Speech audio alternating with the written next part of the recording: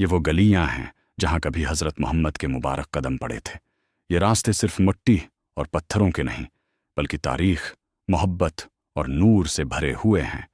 انہی گلیوں میں آپ نے صبر، سچائی اور ایمانت کا عملی نمونہ پیش کیا۔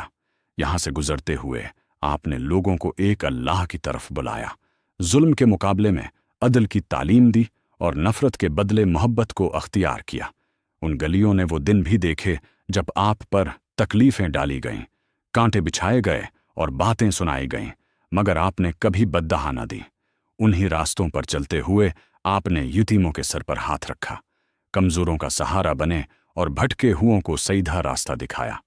یہ گلیاں گواہ ہیں اس عظیم کردار کی جس نے انسانیت کو جینے کا سلیقہ سکھایا۔ آج بھی جب ان گلیوں کا تصور کیا جاتا ہے تو دل عقیدت سے بھر جاتا ہے۔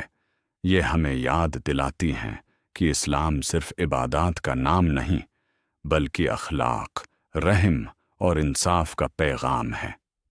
ان گلیوں کی خاموشی میں آج بھی سیرت رسول کی خوشبو محسوس ہوتی ہے، جو ہر دور کے انسان کے لیے رہنمائی کا چراغ ہے۔